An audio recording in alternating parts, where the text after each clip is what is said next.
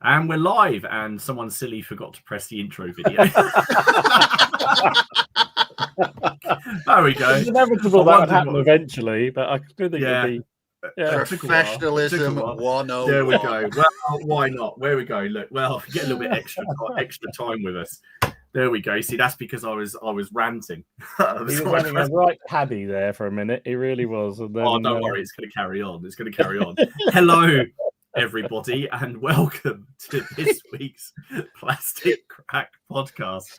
That's on a little bit unknown. It is episode. I was about to say episode 6. It's not. It's episode 40 of season 6. We're in the rundown, gentlemen. There's only 3 episodes after this one left, and then it's season 7. You lucky people. But thank you very, very much for joining us this evening. This evening, we're going to be chatting welcome to Wargaming. We've got a few questions that we're going to pose to each other. Some of them sensible, some of them not. None of the answers will be sensible and nothing will be solved, but we'll have a good time chatting about it while we paint and, in my case, moan about what we've been working on. And there's been some great, actually, to be fair, we can always rely on you guys because on the Facebook group, there's been some actually really, really good comments. So we're going to rely on the comments of you guys to see us through. But please do comment away as the stream is going on, and we will pick those up. We'll start those, and we will go through them. But how are we today, gentlemen? You all right? I don't know about you, Steve. I'm feeling really smug because neither of us has ever done that. That is no. It's like lucky one of us. I mean, we could have been having some kind of degenerate conversation before that. Yeah, could have been all sorts. Burping or scratching. You say that. One of you, who was it, or was it Ken? Someone played the intro as the outro once. I can't remember. Ken. I was going to be Ken, obviously. Brilliant, right? Yeah. Oh. No, very good. Yeah. It's absolutely foul day here. It's been chucking it down all day. I've had the lights on all day because it's too bloody dark. It's been horrible, but apart from that, it's all good. All good. Oh, thanks. So, what about you, Steve? How's things up north? Grim, grey, wet, miserable. I hate this time of year. I'm not a winter person. I am just not a winter person at all. Well, we get such a short summer. Is that not just most of the year? Well, it is round here anyway. Yeah. Oh dear. Yuck. Well, it's been a good week. I haven't. Well, we'll come on to obviously project updates and things like that, but I haven't done a whole lot. But I've done various bits of gaming and other things around the hobby. I seem to be doing quite a lot of that at the minute. Just things that aren't related to main project. So it's actually ever since CrackCon, I think ever since sort of finishing all that scenery, and I don't know, I just didn't have the drive really to get into something else. So anyway, what I would like to do is we'll do some project updates, but we will see who has joined us. And Dom has joined us, Bicker City, 22 degrees Fahrenheit outside. Spent the morning shoveling snow and the afternoon shopping with the wife. We better make this a good one. I'm afraid. I'm sorry to disappoint you. Day for Dom. Jeez. I'm sorry to disappoint you. Adam Kirtley's here. How you doing, dude? Carl Burks. Here we have staff. There's a Marston. Hello, chaps. Hope you're doing well. Driving through wine country this morning in Marlborough, New Zealand. Muggy hot. Listening today, not watching from the car. Hopefully, working on some Celts this afternoon. Excellent stuff. Good man. Excellent. We have Andrew King, evening from Italy, Germany, still working on his Middle Earth stuff. I'll start that one there. Paul is, let's see how Mercy is doing. The winter stands dark and somber over autumn's corpse. Recovering from a minor op on my hands, so nothing for me tonight. Oh dear. Paul, we need to create a calendar with Paul. One of those ones where you tear off each day and there's some kind of saying. We do. Yeah, some kind of motivational saying. Excellent. Red Steph, how you doing? Mike Schubert, Trevor Hodgkins, Old Crazy Catman. Hello. How are you doing? Hey. He said he's 1 year into wargaming, still trying to get his head around all the discussions at the club around basing Napoleonics. Oh, good luck with that. You're ahead of Steve. So Steve's your expert on that. News. Yeah. I'd based them with a lump hammer. I based them with the bin. Nick Dawson, it is a very wet and windy Bury St Edmunds. You are correct. It has been grim. Rich John is here. Grant, how you doing? Mobile Hostile, seriously Wargaming. Mark Ryden, Motzerk, how you doing? He's painting Stalingrad tonight for the OPC. Basement 1908, how you doing, dude? Martin Hoey, Lynn Harvard, Nick Games Digger Down Under. Matt Wright, due to circumstances life has thrown up, I can make another stream. Huzzah! Congratulations! And he made it around the other day for a game, which I'll come on to shortly. Lionheart, how you doing? Nathan Fishwick, Steve Harbour, Mark Richards. I might have said Furby Viking. Double dip, Trey Janik. Furby. There should be a Furby Viking. There should be a Furby. Definitely. There is now. Mark Rowe, Hooker's Beard, Simon Templar. What else have we got on here? Simon Templar. I love it. Jack Greenaway. Count the Seven. How are you doing, dude? Glindor, Trey Janik, Round Monkey. Old Crazy Catman. The Real Steve. It's okay. Yay. Everything is fine. It's okay. Absolutely. Ken is the official scapegoat because he's not here to defend himself. If you saw the stuff that we have to deal with, you would understand. Everyone would understand. It's a wonder it still manages to function as a vague adult sometimes. With the way the great thing is he'll listen to this and he won't deny any of it. Grand Aprigo, Murray Heresy, Dwarven Mustache, how you doing? He's working on a gnome warband. Mark Williams is here. How you doing? And Rob, I was about to say Robert Ovens, and then remembered it's actually Robin. He's here providing gentle introductions to new wargamers. Excellent. Have you guys had a productive week? How's it been? I'll start because I've got no photographs. I'm actually that close. I'm 3 miniatures away from finishing my first Baron's War retinue.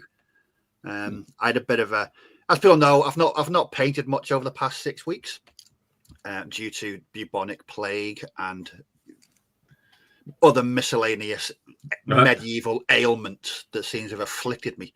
But I'm definitely coming to the end of that. And I had a bit of a session over the weekend. Actually, a bit of inspiration over the weekend.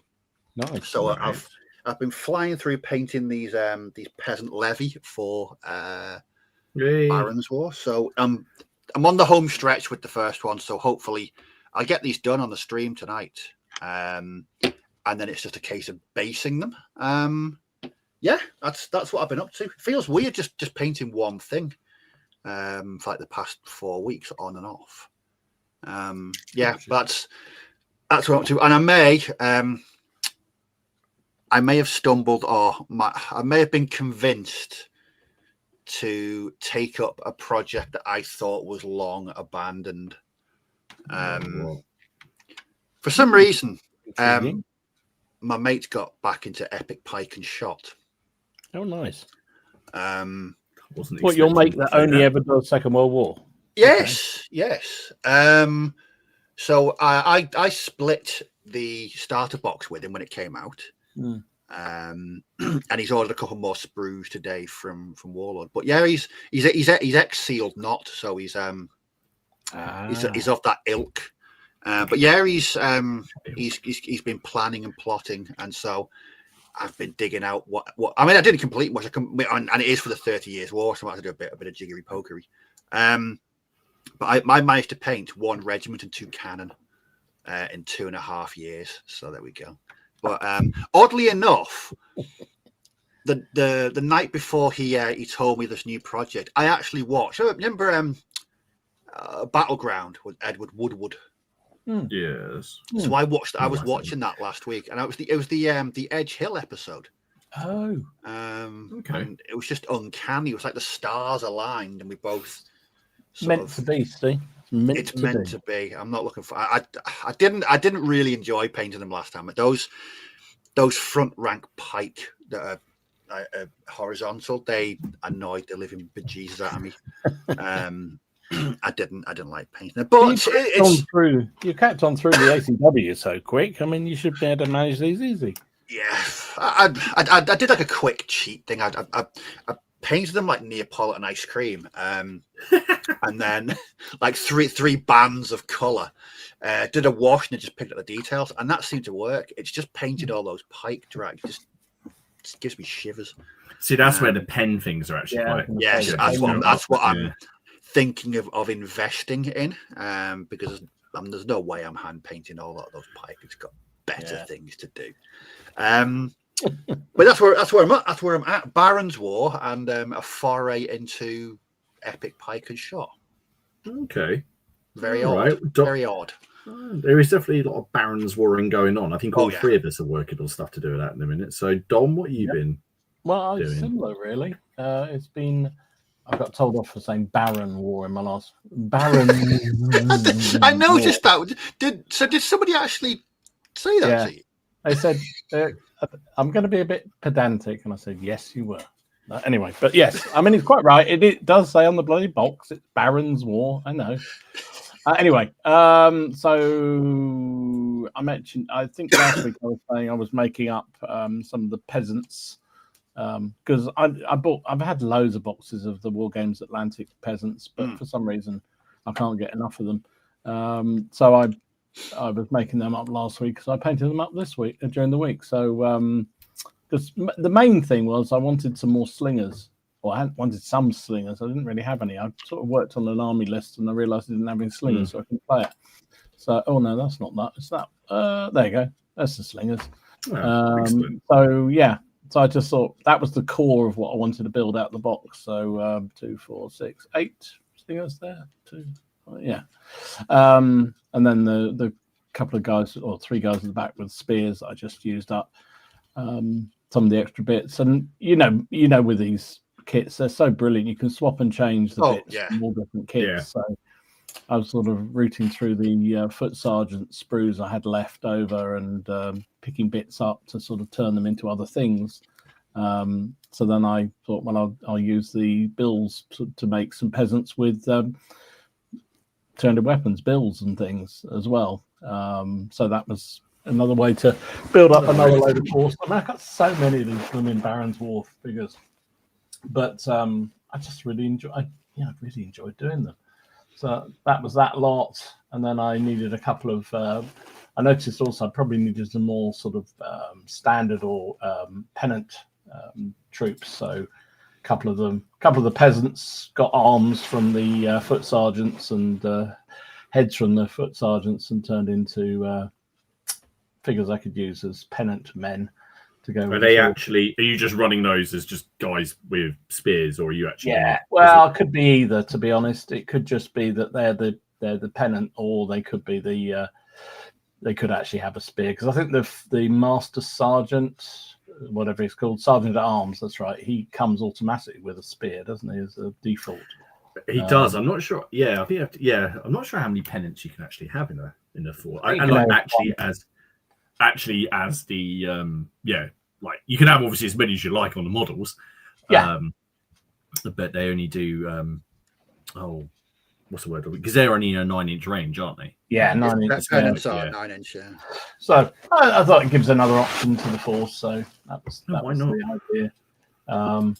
And then some crossbowmen, because we all know crossmen ungodly French style or French Italian weaponry, not the good old longbow like the Brits had, but they're quite effective in the game. So I wanted to get a few more of those made up that were a bit more, not quite so heavily armored. Most of the ones I got were very heavily armored. So again, it was an opportunity to take some of the arms from the foot sergeants and use them with the peasant bodies. And in there's a few from I can never say the name of the company. Not Andalusian, the other one. Antediluvian. Yeah, there's a couple of, it was 4 crossbowmen from there in there, because they're really nice figures, and I just wanted to get some. Because mainly because I wanted these for the standard bearers. So these are nice standard bearer guys. Oh, they're lovely. really dramatic, waving their big old flag. I mean, if they had a flag that big, they wouldn't be able to stand up in the wind, especially in the winter day. But I just thought they're kind of fun. So so that's 4 more standard bearers to force, which quite pleased how they've all come out. And I think I mentioned last week I've been sort of going back through some of my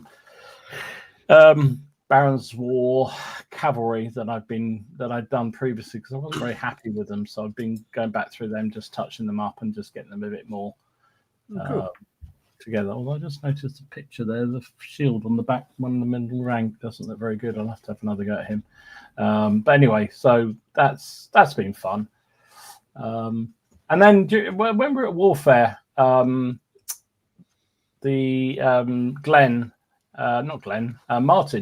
gave us. You remember he gave us a couple of packs of some of the figures that they've just acquired. What they call standard. I think they're called standard miniatures. Yeah, that's it. Yeah. So I took a couple of them because I thought I'd paint them up before Martin did. So there you go. There's 2 of them. The Slinger and another Knight figure. They're nice figures, actually. I have to say they're quite small. They're designed, I believe, for Cry Havoc game. So that was what they were originally done, and they're sort of fantasy, but a lot of them definitely seem to work as medieval. I quite like the Slinger guy's got a hell of a animated face. I don't know which I like yours. So no, I've got mine. I've got mine sitting over there. I need to clear my desk of everything I'm currently working on, and then I'll be cracking into those. Yeah, so it's worth checking them out if you're interested in some. They're, as I say, they're a smidge small, a bit more like traditional 25, 28 mil, but they're nice. Well, based on the 2 that I've got there, the castings are pretty good, so it might be worth checking out what War Bases have got. So I think that's everything I got on with. Yeah, that's all I had. Oh. And tonight I'm making Mounted Silence from War Games Atlantic. Martin, what have you been up to? Yes, tell us about your creative work. Do you know what? Because that's probably going to carry on. It's going to be good. We'll start with the easy things first. So first of all, what we're doing, I'll be reading and putting together all my thoughts on the new version of, well, I say new version, but the new book of Beneath the Lily Banners, which is a beautiful, beautiful book. And very impressive. So that was very cool. I had to stop watching your video because I nearly ordered the rules before it even finished, and then I thought, no, I'm not going to do that. Nope. It's right up your street, that game. Right up your street. What's that? Casual, casual, laid back. Good old fashioned, fun, no worry, people using the term in the spirit of the game. It's such a lovely book as well. I mean, it does look it's one of the best looking rule books. As I say, it's some people say calling it the 4th edition. It's more of a tweaking of rules and a chance to release it in hardback again. But no, it's really nice. I'm really looking forward to getting to it. I really like the idea of this system whereby you can just play 4 turns on a 2x2, but with full size units. I really like that. And for example, if you go on the League of Augsburg website and you go to the Battle of Poltava, which is something in the Great Northern War, you break the battle down. I think you just break it down into like key moments, like 4 brigades assaulting 1 redoubt, or cavalry attacking this, and it's but I do think it's a good way to build up a mass battle system. I think it's a good way of doing it. And he's got this nice little link campaign. So let me have a look at that. I then on Friday night, because Haley was out, Matt and Robin came around and we played. Well, I say we played some Blood Bowl. They played some Blood Bowl. I sort of umpired, refed at crisps. And Matt had never played before. So this is the only picture I got of the evening. This is probably not going to... I don't know if you can see, but that's Matt putting another one of his players into his casualty box. I have never seen Robin roll that well. Ever. I've never seen so many double 6s rolled in such a short space of time. Hopefully he's used them up now for the rest of the well, I was about to say rest of the year, but that's only got obviously 3 weeks left. But so it was a cracking game. I mean, Matt had essentially half a team left at half time. and yeah, it was brutal. So I came away from that game thinking, okay, I've got some ideas about what I would do, and I've got some tactics. So I convinced Tessa to have a game with me on Sunday. Tessa, my 9-year-old daughter. This was the state of play after kickoff. It was sort of going well, and then she kicked the stuffing out of me. And I got absolutely taken apart. So in the 5 games that I've now, I've played 4 and then witnessed another one. The Bretonians have lost every single time. So I'm gonna go. It was a slaughter, but I'm thoroughly enjoying playing Blood Bowl, and I'm actually just starting to paint up some of the minis now in the background. But yeah, I definitely want to play some more and get some more of the minis and some of the sounds like you need a different players. army as opposed to the Bretonians. Well, yeah, they came in the box. I've got the Norse afterwards, and they're drunk, so they just run around. They just run around. You can get there's a beer pig, and the beer pig sits just this little boar, and basically any model that's within 3 spaces of it gets up from being prone on a 5+ as a little pick me up. Matt, I think you mean Robin played some Blood Bowl. I just picked up playing pieces. It did get to the point where the typical Blood Bowl thing when Matt tried to do something, rolled a 1, used his reroll, rolled a 1, and then the ball essentially just bounced to Robin's player. So it is great fun. But if the other thing that I've mainly been working on now, Robin. So as a lot of you will know, Robin and I were going to do a couple of siege games for the Barons War, and we were going to do one of these this week.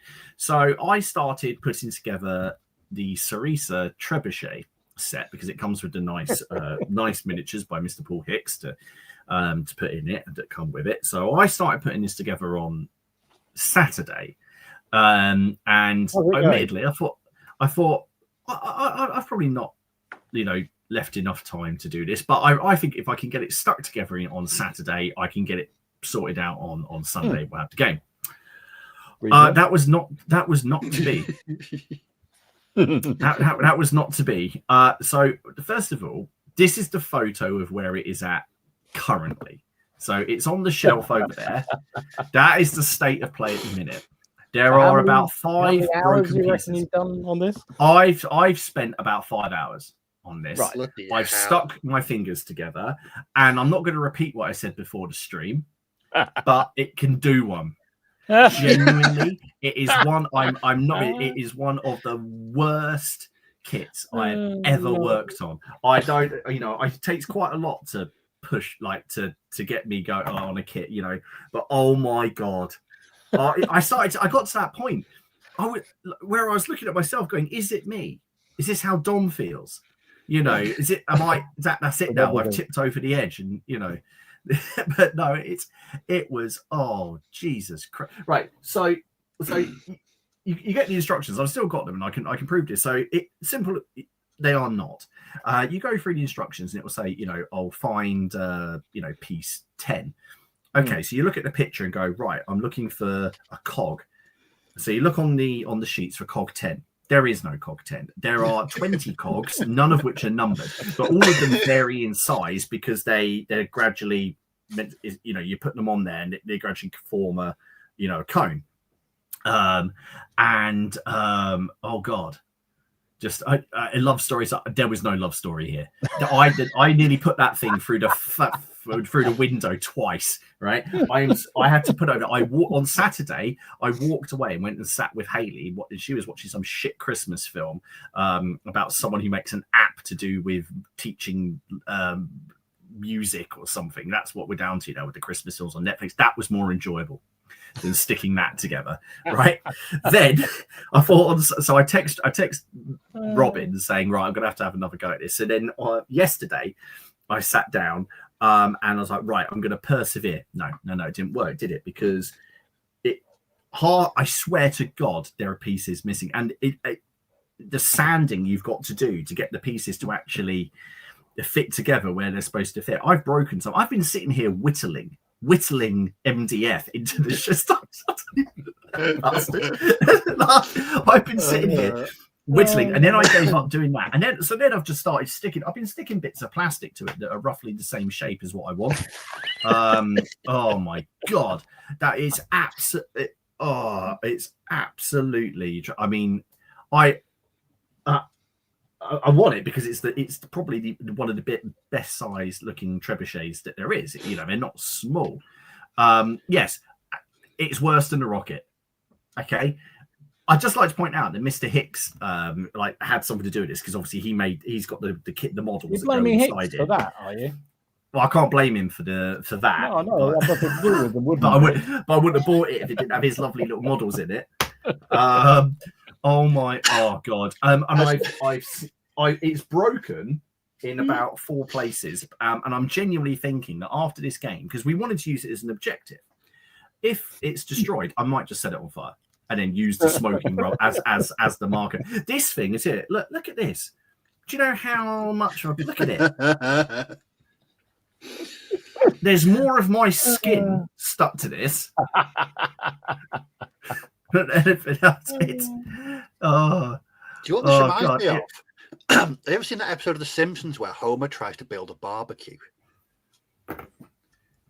I think so. Yeah, that I bet pretty much sums it up. Mark's got some good suggestion. Yeah, Martin. like that. Yeah. The one like I bought. Absolutely beautiful. It goes together like a dream. Yeah. I know. I think yes, that would have been an idea. I thought I'll do this one because again, it's got the hamster wheel things on it that the little runners can go in, and that's quite fun. But no. So as a result, yes, as Robin said, we are no longer playing the Barons War this week. That is now not happening. I wouldn't even like to guess when that's going to be. I've got to paint the fucking thing. I mean, sorry. I don't even know like what. And it's miss. I just realised as well, and I don't know if this is just me. Okay. And I guess I've got to add it on. Maybe I missed this. Hang on 1 second. I'm just going to grab this. I have only just realised this. No, this is on the front, and this is my own stupidity. So I guess I'm going to have to add it. Right. So here's the miniature, the model. There's the arm. It's not got a sling for to put the projectile.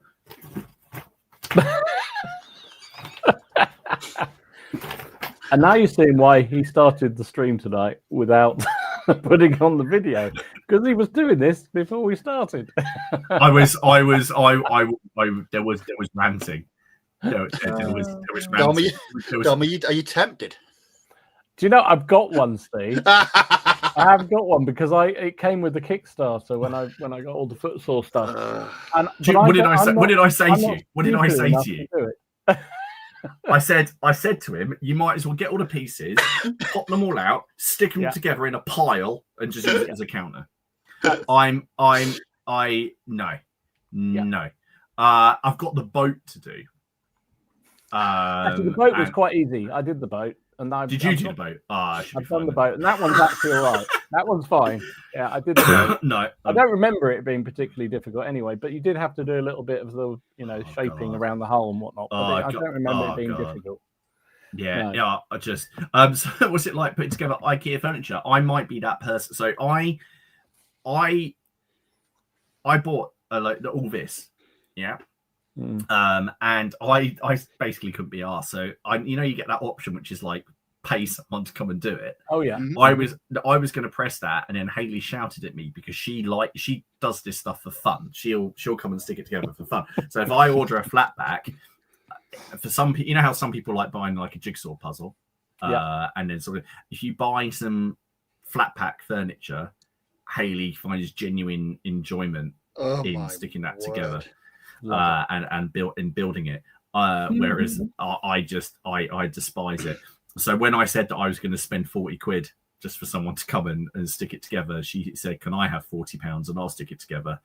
And and I can't remember if I gave her the money, but I was like, yes, of course you can. I honestly, I hope that when it's done, it will look cool on the table, and I'm sure it will. But as a point of, would I recommend anyone pick it up? I just, oh God, it's just the agony.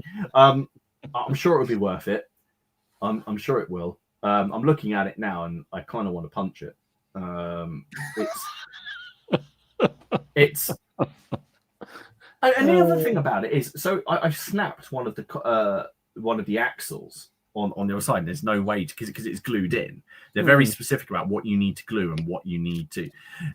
Yes, I know I should have asked Hayley to. I did ask. I'm going to ask her to do the ship and do the rigging on the ship. Yeah. No. It's and she likes the smell, but it's broken on one side, and there's no way to do it. So those were the bits I was whittling, and then and some of the MDF as well. You're trying to put it just falls apart. So I don't know. Does MDF go off? I don't know. And there is no way in God's earth that this thing here is going to fit to the other side. Look, I've got these little tabs here, and you've got, once I've painted the little dudes, look, they go inside the wheel, yeah? So I've got to paint the inside of the wheel first, and then I can put the little dudes in. And then you sort of capture, there is no way that other side of this wheel is going to go on this without squashing that. Love it. Anyway, yes. If you want the other one I've got, I can send it over to you. I don't want it. I will pay money to watch you stick it together. I would pay. I would find genuine enjoyment in that. If you did a pay-per-view live stream, I would pay. I mean, honestly, I've spent 5 hours. It's not even finished. I don't know now when we're having the game. I don't know if we're having the game. The last thing a part of me is looking at it thinking I need to throw it away and buy a different one. But I really want to use these models. Yeah. So there we go. That's what I've been doing. But as such, I'm playing a different game. We were playing we're playing some Punic Wars Hail Caesar. So I'm looking forward to that. I've got a scenario we've come up with set in Sicily, and it's going to be a good old fashioned Roman v Carthaginian bloodbath. So yeah. That's get it out your system with that. That's yes. Speaking of things, we've got a couple of announcements to make. The first of all, our friend Mr. Paul Hicks, the recommender of artillery pieces. He just wrote the Camp Fruger or Camp Grupa Arnhem is the Kickstarter over on the Empress Miniatures page is ending on Friday. Now, if you haven't seen this, the miniatures are absolutely gorgeous. Have either of you two backed it? I've avoided it so far. I really am very tempted. This isn't helping.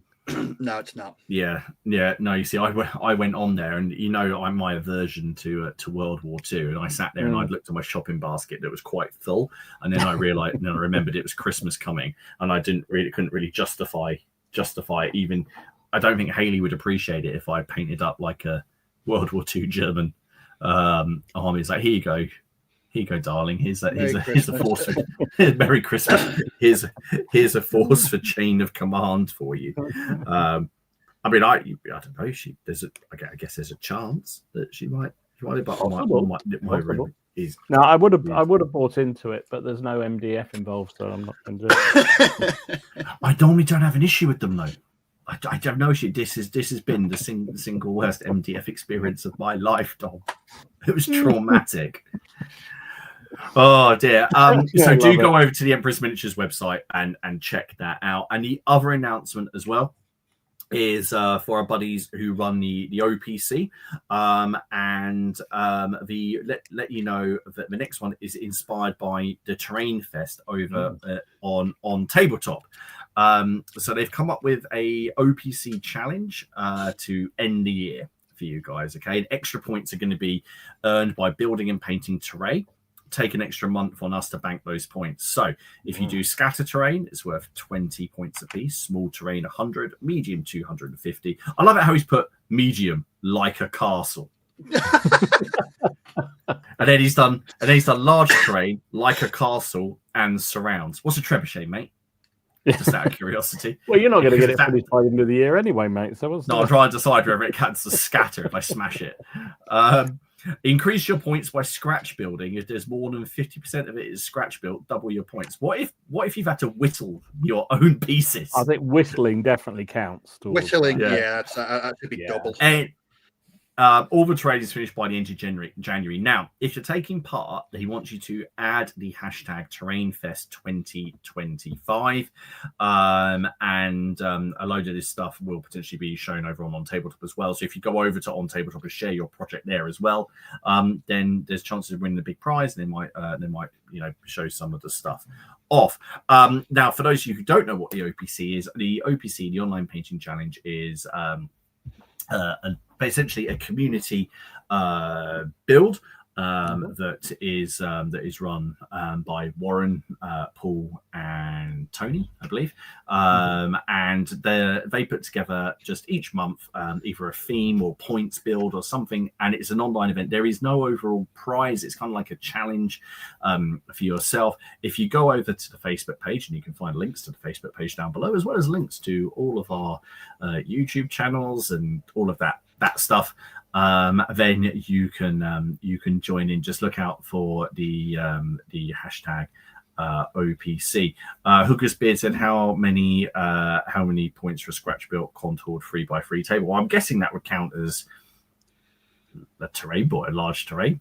So I'm guessing that would count as 500. Yeah. You'd have to go over there and have a look. But yeah, have a look at those things if you are interested. It's awesome what the guys do, and they've already got plans for next year's, which we will share with you guys as soon as they tell us what it's going to be. Definitely, whittling definitely counts. No, it's good fun. Good thing to do. It's a good thing to do to get everyone motivated to do a bit of painting, but you set your own goal, so that's perfect, doesn't it? You don't have to go crazy. But no, absolutely right. Then I feel a little bit like a whole weight has been taken off my chest, unlike the counterweight that I tried to do on there. Because was that some kind of catharsis for you, Martin? Was that getting it out there? Was that sort of therapy? I mean, there's still bits on there that I have no idea what they're for. I've looked ahead in the instructions like a spoiler. I have no idea what they're for. I was just sat there looking at it. No, it's sitting there. I mean, it's got its own shelf. Look, I actually cleared up in here yesterday, and it's sitting down there. Just I don't know what. I don't know. I definitely think at some point in the next 12 months, that thing's going to end up as a massive pile of ash. I'm calling it right now. Definitely. Might be sooner than that. Might be sooner than that. By the end of the, I got my light to be by the end of the stream. I'm just going to be over there like this, just setting fire. You know his propensity to set fire to things in games. Oh God, yeah. Start doing it for real now. Pillage on a real scale. Right. So tonight's subject, which is welcome to Wargaming. Now we touch on this on various videos and streams. We talk about getting people into the hobby, and we've done videos before where we've said, what's the best starter army on a budget for 28, or how would you do this at 15, or whatever. But basically, if we've got some questions, so. To expand the hobby, we've got to get more people into it. Now, we were talking a little bit last week, and the big thing is obviously the big draw is for tabletop gaming. I'd say is GW, Dungeons and Dragons, RPGs, and board games. But the historical market is growing as well. More companies are trying different things. You've got their versions of their 40k, if you like, with things like Conflict 47. You got Kings of War, who have their rank and flank fantasy game. Mantic, rather. Kings of War. So I just thought it'd be interesting to have a look at a couple of couple of things and just some questions and just see where people go. And we've had some great stuff on the group as well. But just to sort of kick things off, let's start with Steve. What's something you wish you knew when you were brand new to the hobby? If someone's watching this going, I've only been in the hobby a little while, or I'm thinking of getting into the hobby, what's something that you wish someone had told you? It doesn't necessarily have to be about a technique or anything like that, but what's something, and not necessarily like, don't worry about being detailed or uniform, because I think what's something you wish you'd. My introduction was Rogue Trader 40k, so first edition 40k back in 91, and I had no idea what it was, and it was just such a new. I knew wargaming existed, but I didn't have any friends that were into it, and all of a sudden my mates Andy and Pete got into first edition 40k, explained it to me, and I loved it. I'm trying to think what something would have explained to me how addictive it was back then, and just how consuming it can be. I didn't think it would be as sort of all consuming as it was. As soon as I got into let's say 40k, I was absolutely addicted to it. We played it whenever we could. White Dwarf, I was always reading my White Dwarf. I was always borrowing old White Dwarfs off my friends at the club. So that would be my one. Yeah, if someone had told me, by the way, brace yourself, this is going to be an interesting 34 years for you, because it wasn't something I was expecting. I thought it might be a bit of a flash in the pan. You're interested in it for 4 or 5 weeks, and then you're distracted by something else shiny, as you are back at that age. But for me, I had no idea. If someone had sat me down and got, right, young Steve, might have been 13 back then. Prepare yourself. This hobby can be really, really quite. Once you get into it, it can be really quite addictive. So strap yourself in and brace for impact.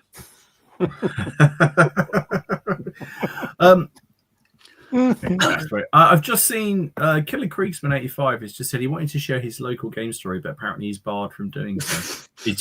I hope you mean barred from degree. If you're just saying you can't post something, let us know, because I did just check and there's nothing pending. But if you are just saying because you can't share it because it's not suitable, then let us know.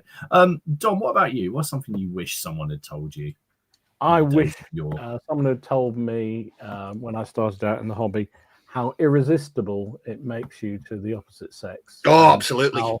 Absolutely makes you such a rounded and interesting person in life. I kind of echo what Steve said. I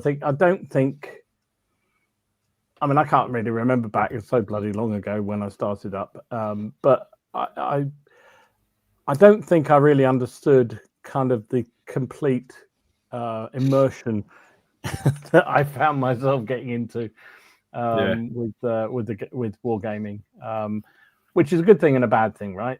But I think the one thing I think I've learned more than anything else is that the hobby carries on in all different shapes and sizes, and you shouldn't feel pressured into having to be consumed by it, because if your life is just really hectic, family and whatever's going on, you can park it and keep kind of interested by reading the magazines or looking at videos or whatever it may be, and then come back to it because it's still going to be there.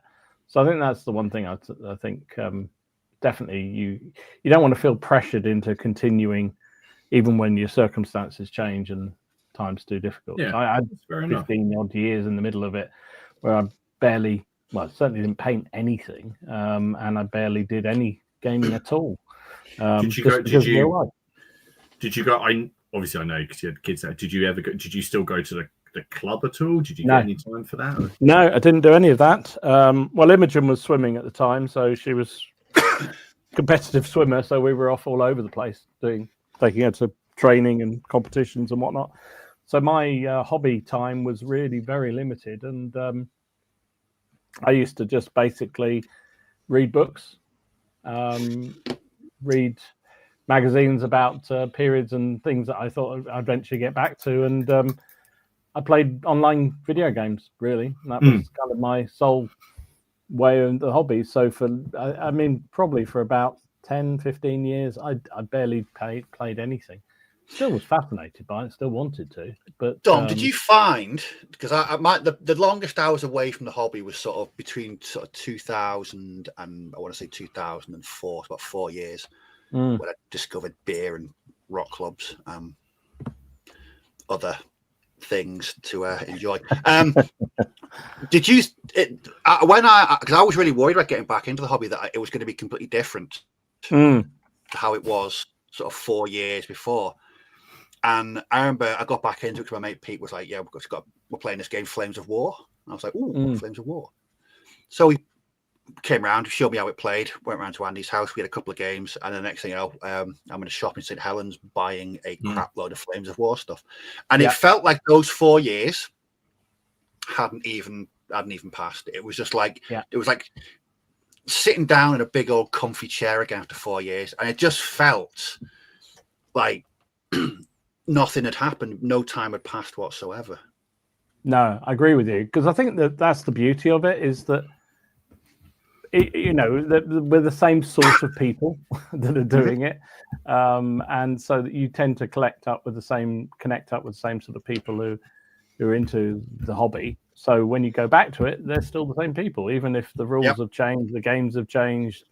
The games that we used to play when I first played a lot of wargaming is completely different to how they are now, or how they became after that break. But it didn't matter, because it was still the fun and games, and the taking the piss out of each other around the table and taking the mickey out of the bad dice rolls. And do you remember that time when you did something stupid and all that kind of stuff? So that was all the fun of it. So no, I think that's exactly right. It just is. I think that's the beauty of it. I think you just need to. I think we always get. You see it all the time with people talking.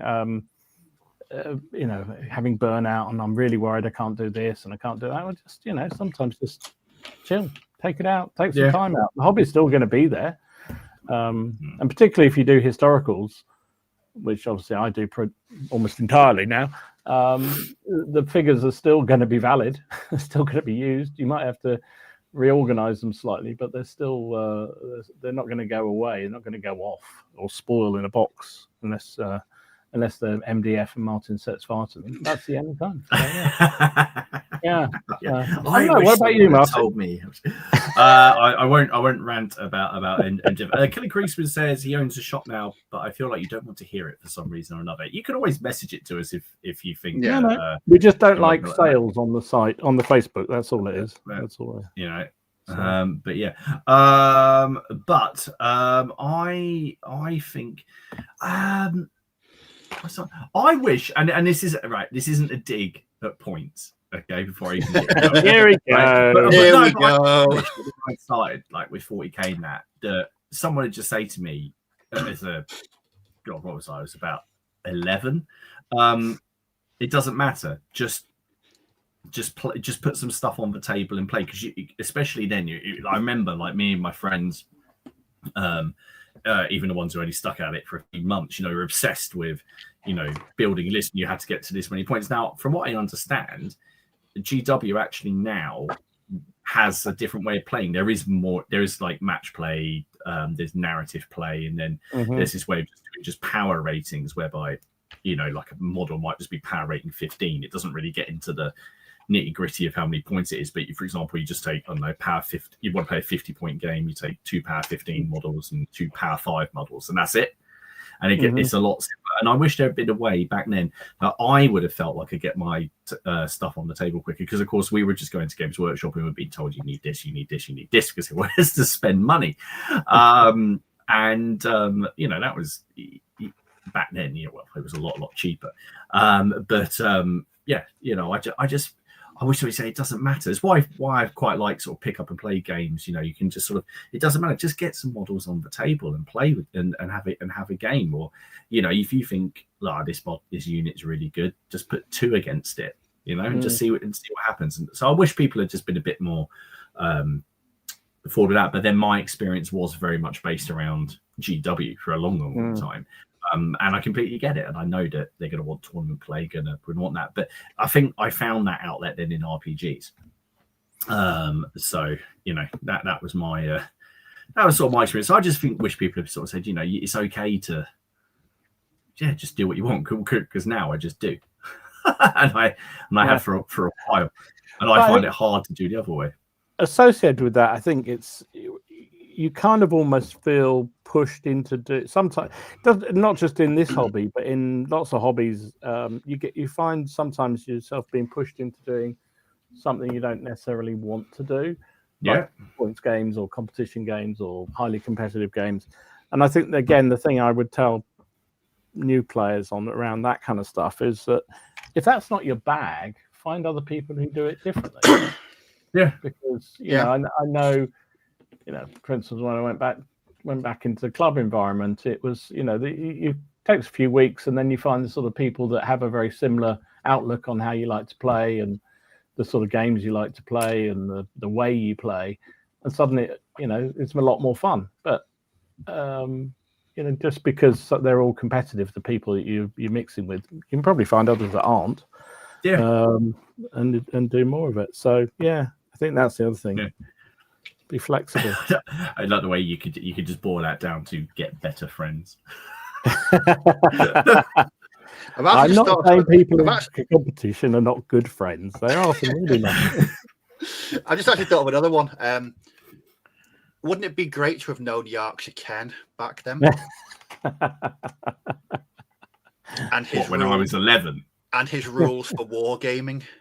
Just because he's straightforward, and I think his rules work.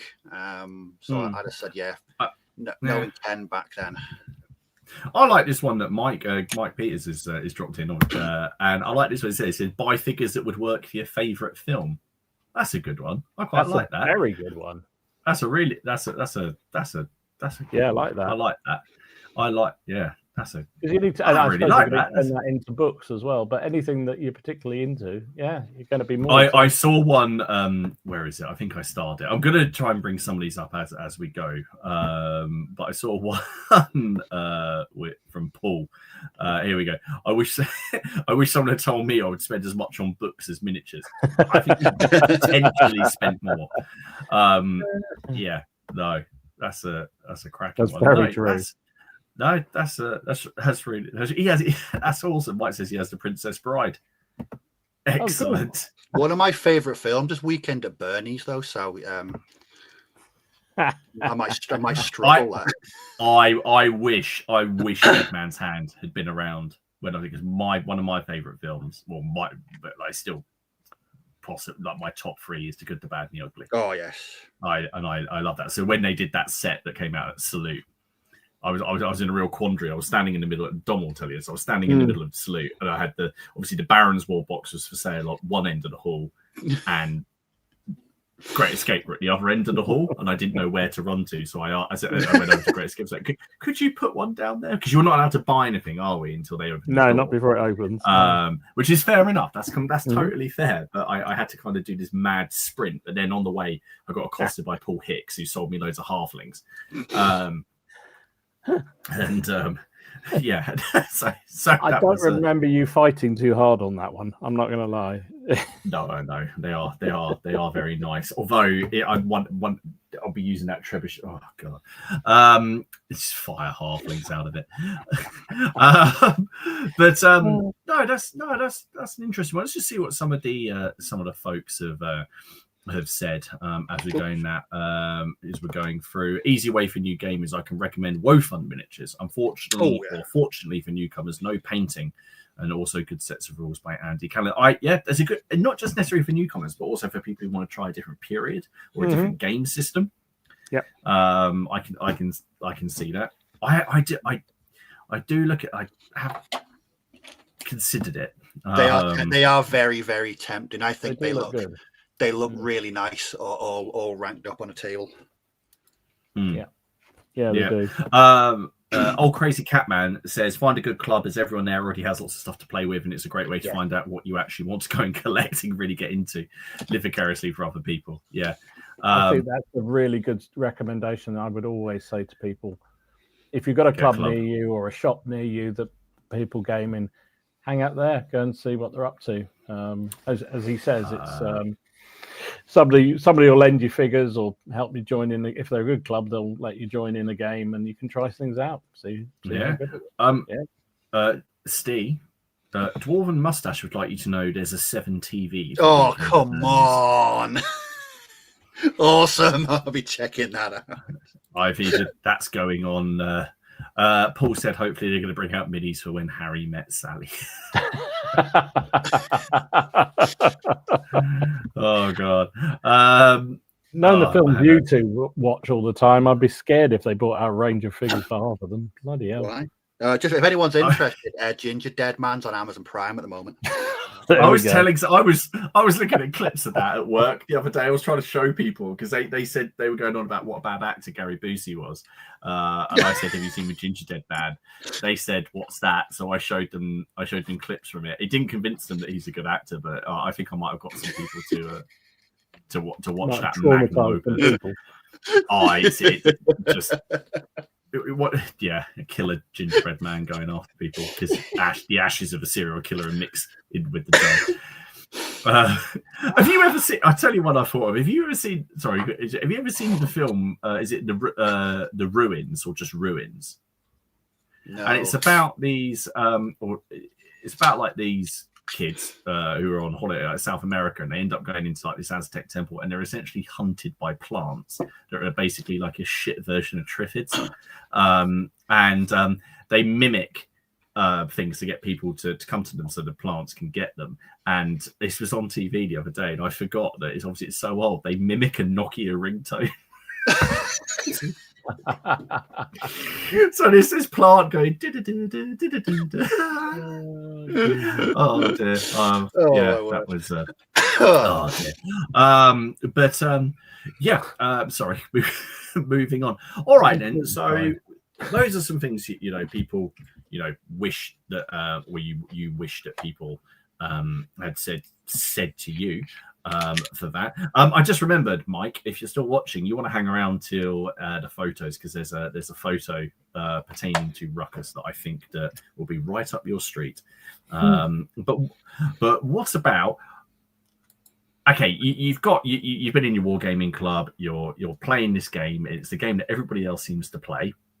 But what is a concept or rule that you genuinely struggled with at the beginning? What do you think what is there something you struggled with at the beginning as a concept?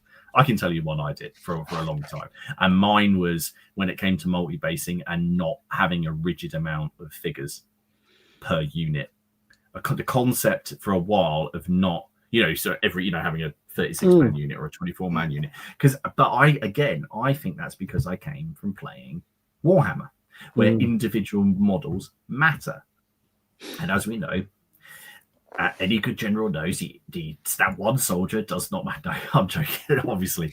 But you would have 25 Dark Elf spearmen, so you would have them in a 5x5. It mattered, right? Because it mattered. Yeah. So, it took a while, and I get it that people like individually based models, but when I was coming into games and playing games where multi-basing was the thing to begin with, I really did struggle. If I could, and I've said this many times, I'd go back and rebase all my Napoleonics if I didn't think that it would take the best part of a year, and probably slice my fingers apart trying to get them off the bases. Because the way I do things now, I think the collection would go further. I think it would look better, and I'll be able to put more of what I like into it. Because I like having, like Steve, I like having things. So one of the things I struggled with was really at the beginning was getting around the idea, and it started with Flames of War, because in Flames of War, which was the first thing I really played after detoxing from Warhammer, was you just have, it's all in base size, isn't it? Yep. And you have you have an German MG section or whatever, and you could have a couple of MGs on there and a couple of loaders, or you could have one MG and he's hiding behind a rock or something. So it took me quite a while to figure it out. And I think about the figures I had there, and that could have gone a whole lot further. A whole lot further. What about you? What's something you potentially struggled with, or that you? It could be an actual rule. What is there, a rule or a concept in gaming that you, or even that you still struggle with as a concept and you don't like, so you avoid? Steve, you got any? Napoleonics. No, just as a concept, I find it. Explain Napoleonics, Steve. I don't know. I think because I was at the club I went to back in the 90s, it was such a diverse club. It wasn't just we went there and we played Games Workshop, because I think primarily it had been established by historical gamers. Because I remember I told you about the big game they used to play with the micro armor and the big charts. I couldn't get my head around that. I couldn't get my head around that game. One, it was so static. Nothing ever seemed to move. They spent hours and hours looking at charts the size of the Financial Times. They stood a lot of time just stroking beards and point. And I couldn't.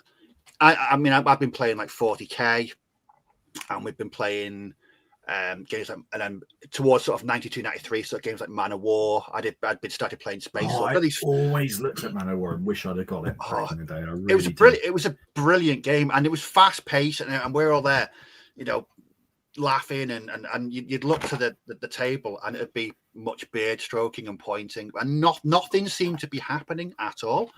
And they'd play the same game week after week, same setup, and it was like nothing was going on, nothing was moving. And looking back now, from what I can understand, it was just a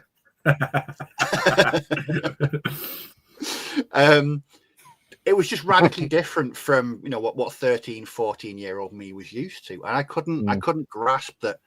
I mean, it looked beyond serious, massively serious.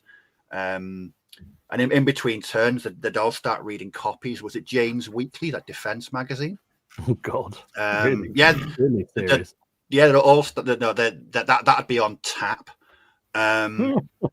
What is it? Sorry, what's this? Was it Jane's Weekly? Yeah, I think it was. They did all the sort of military. Yeah, it was a military reviews. It was the sort of magazine that would, if they'd seen a Russian, ship that hadn't previously been seen, they'd have all this whole feature on how and what it might have in it, and how it might then play on the table, and all that kind of stuff. It's very odd. So in between pointing and getting out calculators and looking at massive charts and not actually moving any figures and reading Jane's Weekly and stroking beards, I couldn't get my head. I'd say 13, 14-year-old me, my brain couldn't understand what they were doing. But looking back now, it was probably actually a good game. Having now played, games sort of that ilk, of that nature. That was it. Jane's Defense Weekly. That's what it was called. That's it. Yeah, cheers, Matt. Jane's Defense Weekly. He's got a subscription. Yeah, you see some middle-aged men looking at magazines called Jane's Weekly. It's like, oh, I'm intrigued. What's that? A plane? What?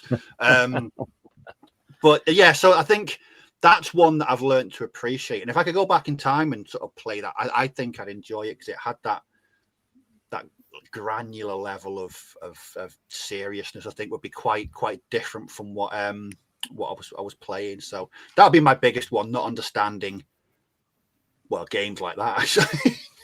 Yeah. Dom, what about you? I think the one I've always struggled with, and I still struggle with to this day, is the games where you go down to a club or to a shop or whatever it is, and you're looking forward to your game, and they give you, there's your command. You take control of that, Dom, and it's like one unit. And it's like, how am I going to play with one unit? I want to, for me, the whole point of it, I want to be able to look at the strategy of the whole command, or at least a brigade, or whatever it may be, some larger formation where I want to do. And also because, as you know, I'm quite aggressive as a player. So chances are I'll charge that one unit into combat and it'll die. And then for the rest of the evening, I'm sitting there twiddling my thumbs doing diddly squat. So I get really fed up with that sort of game where it's like, here's your one man, off you go, enjoy yourself. Yeah. That's the bit that gets me. It still gets me to this day. Can't handle it. I want to have a decent force to play with and lose. That isn't what I thought he was going to say, to be fair. Right? Wait, I thought he was just going to go fantasy. I struggle with that as a concept. No, I like fantasy. I don't dislike fantasy. I just don't play it. I've said this before. Fantasy I like. I don't understand a lot of it, particularly now, but that's mainly because I don't play it. But it's the group I play with don't particularly like it. I'm not going to say, if he's listening, as Paul said, I'm going to sue you if you say that that I don't like fantasy. But he doesn't like fantasy. So yeah. There you go. Well, no, it's just that. Just that. Let's have a look at what some people have been saying. Right, let's go through some of these. So Carl Burks has just said his number one recommendation for a beginner would be 1 Hour War Games by Neil Thomas. Simple rules for 9 different periods and 30 quick scenarios all in one book for 13 quid. What is not to love? Mm-hmm. Good choice. Good choice. Yep. Although I would counter that by saying sometimes there's some odd folk out there, probably me was one of them, where actually, because I wanted to reenact a proper battle and I've read so many historical books, if it'd been too simple, that would have actually put me off. So actually, sometimes it's not quite right. But I agree, for most people, it's having something simple and easy to pick up. That doesn't mean I want it to be hugely complicated, but some of these really simple rule systems are sometimes just a bit much, I think. But that's my personal view. No, it's a good point. But it's going to come down. I mean, a lot of this always is. It's so hard, isn't it? Because a lot of it will come down to individual. But Martin Hoey said the best way to get into wargaming and learn new rules these days is to watch YouTube battle reports. Yes. I agree to a point, because part of the reason I started making YouTube battle reports was because I couldn't find YouTube battle reports that I wanted to watch. And then there was this one guy that was playing like Napoleonic stuff, like down a club, and just overly aggressive. Clearly never read anything about Napoleonic tactics, and seemed to be using cheating dice. Changed his dice a lot. Didn't like the guy. Terrible. Sounds like a nutter. Terrible. But no, there is actually, to be fair, we are blessed in that sense that at least we can go and check things out. I remember when you used to get games, you just had to rely. You go over that GW are releasing it, must be good. Yeah, that was what it was like for me when I was a teenager. And sometimes that definitely went back in the box and never got opened again until 35-year-old Martin wanted to put it on eBay. So yeah. I think for people starting now, that is the beauty, because they can go and look things up, and see whether they like the look of it, the aesthetics of it, the way the game plays. So it would save a lot of heartache. I still do that now. If I see some new rules out or something I fancy doing, I'll look at different rule systems or see if there's any videos or blogs or anything about it. Oh yeah. Digger Down Under says, be aware that the dice gods are sadists and probably don't even know. Yeah, absolutely. That is why you change your dice, because then a favourable god will come along.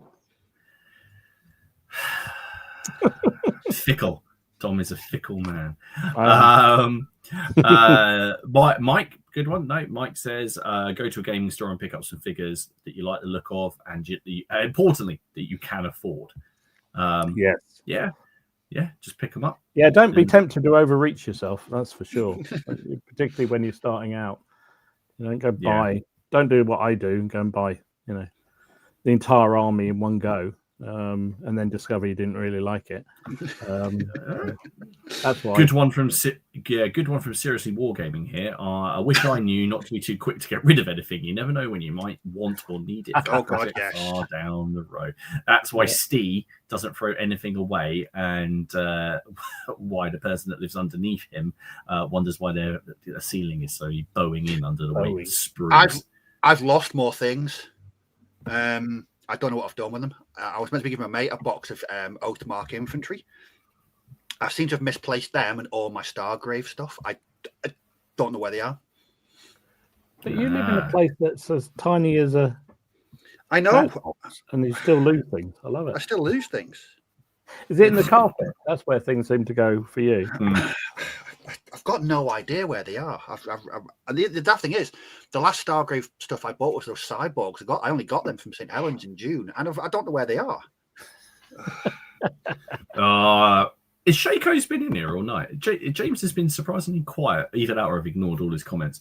It's quite possible. He said, my getting started would be to take advantage of communities and clubs, try to find and try games. But my number one would be to don't force yourself to play a game people say is good if you find you don't like it. Yeah, which is what absolutely Dom's it.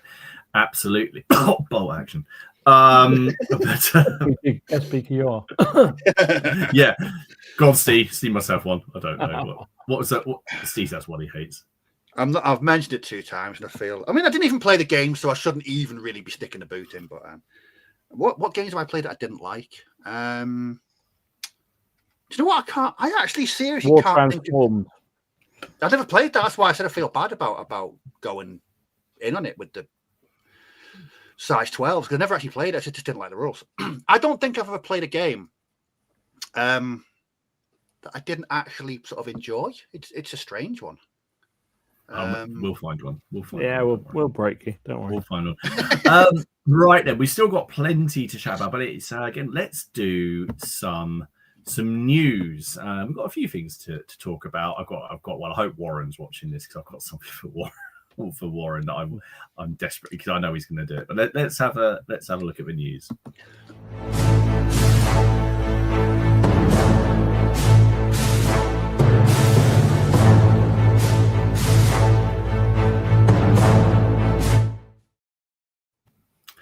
Right then, Dom, what have you seen out in the wild? Well, I feel like I need a theme tune for this when the Blessed Perrys come out with another fantastic range. So they've got some more Ottoman figures out. So these are Albanians for the Ottoman Napoleonic army. Yes. They're great. There's two sprues, so two codes for them, one command group and one of the regular squaddies, all in skirmish formation. They just look immense.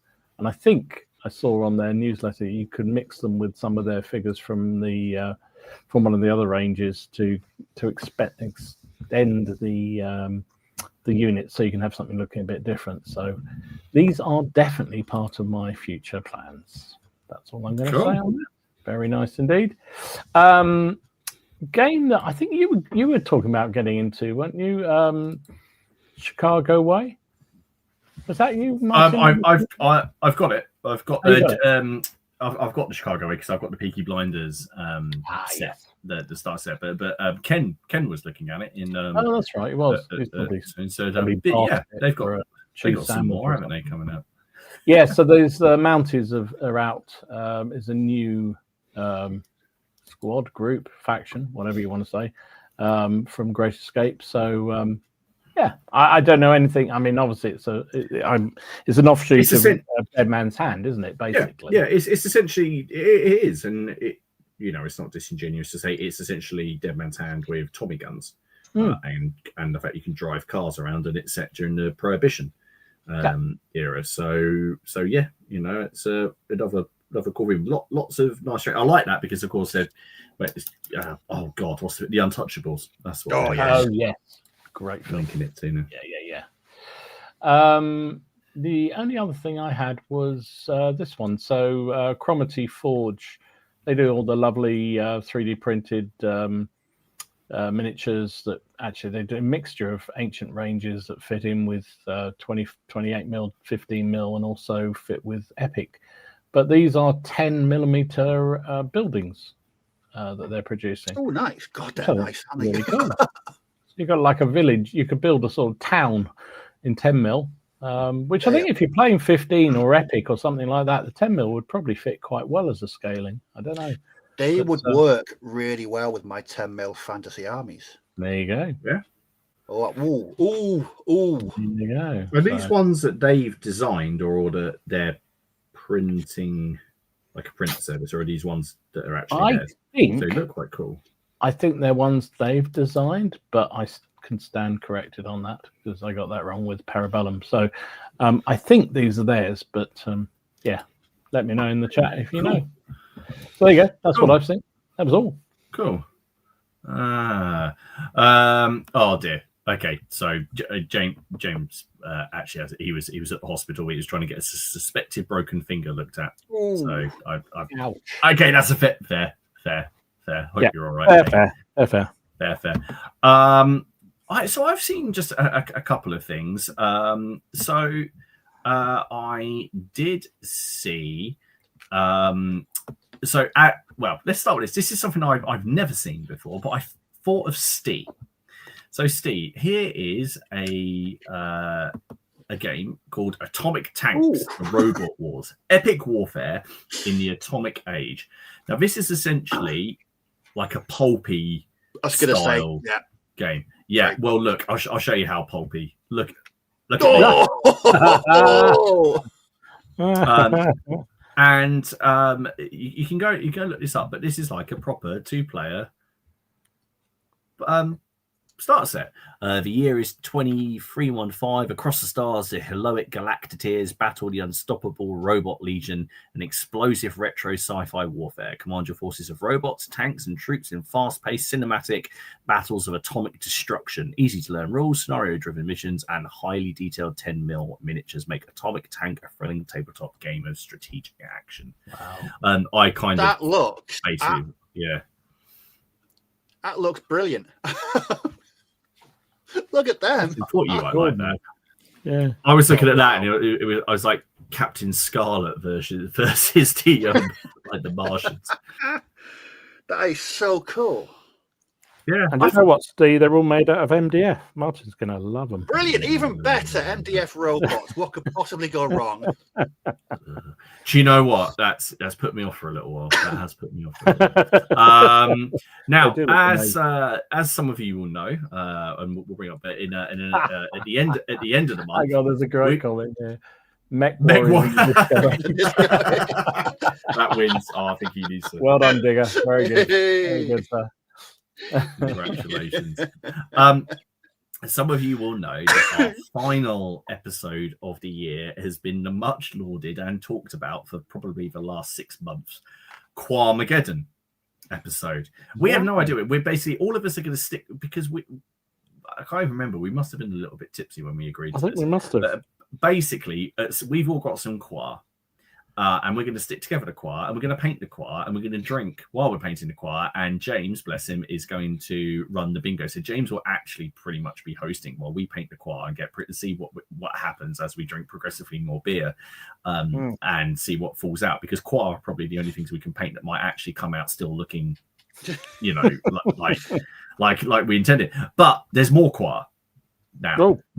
There's more Quar. So now you can get the Fidwog. The Fidwog specialists. Look at these guys. These are awesome. You ready? Look at these. I love look at them. These are so cool. Every time I see them, I love them. They're great. I need to go and buy some brighter colours, I think. Yeah. I need to get some bright colours for the skin, because I don't think my palette is going to but then look at these ones. Look at these. Absolutely brilliant. That is brilliant. So these are the ones I haven't got the specialists, but I've got the Fidwogs. I know I've got a box of Fidwogs, which Lee at Miniature Kingdoms kindly sent over to me to put together. So that's what I'm going to be working on. So yeah, the countdown to Quarmageddon begins. So the deal for us is no sticker deal. We've got to have some Quar assembled, ready to paint. Dom's already got some. Steve will do some, and Ken, if he re-emerges, will have to get some Qua and paint them. But do you remember, was it last week or the week before, those awesome clockwork things that Warren had painted? Oh, yes. Oh, yeah. That looked a little bit like the Clangers kind of thing. No, not the Clangers. What am I thinking of?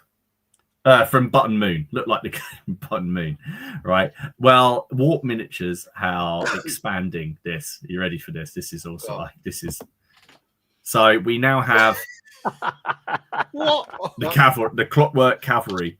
So, but I love it because they're like carousel horses. They're amazing. Look at these. How cool is that? Look at them. Look at him. Oh my! Do you know what? Lord. Do you know what? They wouldn't look out of place in Blade Runner. Flipping heck! If you'd seen the things that I've seen, yeah. Look at that. Who doesn't want to see little clockwork Napoleon on a horse with wheels? How cool is that? And then look. Oh, just. I feel you need to do these for your daughters, Martin. I think they love it. They probably would, but they're probably not gruesome enough for Tessa now. Fair enough, yeah. Probably not gruesome enough. But yeah, Warren. This is a modular as well. Modular. Yeah. I did see Warp Miniatures have actually opened a brick and mortar shop in Nottingham. Really? Walk-in shop. Yeah. Yeah, if you have you seen them? Warlord Games are opening their first brick and mortar store. Yeah, up in Newcastle, isn't it, or something? Well, it's at the northwest. Me and my mate we're trying to work out, where in the northwest. Is it? I mean, logically it'd be Manchester or Liverpool. But stranger things have happened. Yeah. I don't know why I thought it was, but anyway, yes, interesting. Right. So that's kind of what we've seen out the one. Now, here is your December lineup of streams. So, yes, welcome. Obviously, welcome to Wargaming today with me. Next week, we are over on Steve's channel. How's this one going to go? And we have, especially because we have Spectre Miniatures joining us, and we share a lot of stuff in the news. And Ken's been chatting with them, and they're going to join us on the stream, and we're going to learn what it's all about. And I'm particularly interested to find basically all the references for all the stuff to do with the weapons and stuff, because it's all high-tech stuff, and the miniatures are so detailed that they do. So that's next week. After that, we're over with Dom, which is it's like the Ghost of Christmas Past. This one, lessons from 2025. What have we learned? What the hell have we learned? Don't mingle with other human beings. You get very sick. Painting 50 bloody buildings is a pain, and will put you off for life. And then at the end of the month, for our final stream, the 22nd of December, back over here for Quamageddon and the Christmas Bingo. Third year running for the bingo. James is kindly agreed to be our bingo master again, and he will release info on how you can get your bingo cards, which is like a number generator that he normally does. And considering we're painting Qua, I'm going to guess that a lot of the bingo is going to revolve around swearing. What the is this? What is that? Are you guys looking at your figures? What is that on the side of what I think is its head? Where does that go? Is that meant to go there? Is that flesh, or is that yeah, I agree. What is it? Is this the correct uniform for this type of Qua? I think you'll find those cuffs weren't used by those Qua. My epaulets need oh dear. Right, so there we go. So we will see that. So it's a very exciting month, and then we're having 2 weeks off because there's some Christmas fun to be had. But let's jump back into this with a nice easy question that won't be at all contentious, and everybody in the chat and everyone will agree with. So let's start with Dom. What is the most beginner-friendly game or system each of us would recommend, and why would you recommend it? Oh, why did you give this to me first up? Oh, I would. So, I'm going to go because. So I'm going to assume that you want to play reasonable large battles, not massive battles, but reasonable size games. Mm-hmm. And so I would recommend Hail Caesar or Black Powder or Pike and Shot. That family of rules from Warlord Games, because they're bloody simple to pick up. They're not easy to master, and you'll confuse the different systems like I do still. But I think they're very easy to play. And so that would be my recommendation. I know there's a lot more complicated systems out there, but I think in terms of getting a flavor of the period that you're playing, they are very straightforward and very easy to pick up. I played modified versions of it with people who've never played a war game before, and they got it very quickly. Was it CrackCon last year? Not this year. Last year I put on that Napoleonic game, and the guys who played with me had never played. So yeah, I think it's easy. I think it's a good thing to do. So for me, that would be my one. That would be my one. All right. Okay. Well, maybe not 11-year-old, 15-year-old Martin comes over to Dom and says, "I want to play big battles," and you say, "Let's start with this," and then, but again, the good thing about historicals is you can play so many games. I'm going to click on the comments now just to see if Steph has. Yes, I knew he would have done. I knew it. I knew it. I can always count on you. We were talking about this earlier. It was the one question Martin gave us sight of earlier, and he said somebody is going to come straight in. I knew who it would be. And we knew it would be you. I knew it. Absolutely. You set your clock. No, awesome. What about you, Steve? What about you? Can I just point something out? The first time in the PCP that we've been doing this, I'm varnishing a figure. Ooh. Are you painting it on? I'm painting it on, but I'm live varnishing a figure. First time it's ever happened on live. I think you can get a strike for that, Steve. Yeah. Oh no, I love the effect. Love the effect. Just whacking just a really sort of really small amount of this stuff. Anti-shine matte varnish by Warlord Games, I think, or Army Painter, or whoever it is. It's the Army Painter.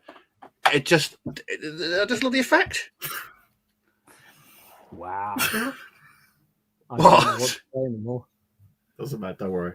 I'm just it's done. So live varnish. Good. So that means that when we do the quiz next year, that you are solidly on team varnish.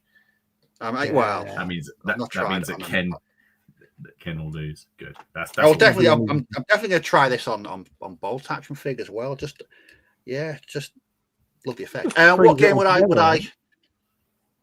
What game? If 15-year-old Dom came to Steve and said, "I want to try Wargaming. What's his Wargaming lark all about?" What game would you say is most beginner friendly, and why? Dead easy. Space Weirdos. Drink. I've only got because you're not going to be spending £30 on a rule book. You're going to be spending $5. You don't need to paint up 400 figures. You can paint up 8. You don't need a 6x4 table. You play it on a 2x2 table, and you can teach the rules to someone in about 15 minutes. Absolutely. Sorry, just James has called it. So, what are the chances? He said this before I asked. I am so predictable. No, honestly, I stand by it. There's very, very little barrier to entry. You don't need hundreds of figures. It's miniature agnostic. You can use any figures you want. Teach the rules. What if you're allergic to weirdos? You're in the wrong hobby. For a friend. You're in the wrong hobby. This hobby's full of weirdos. No, I would. It's if.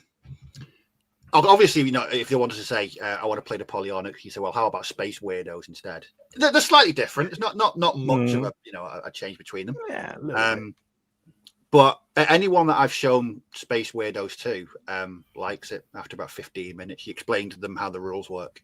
You run through a couple of turns, and yeah, they like it. So that'll be definitely my shout, and it will be my go-to for teaching someone. Yeah. Crown of Command has dropped in. He's saying Hello. Morning, how you doing, dude? Interesting. So, What about you then, Martin?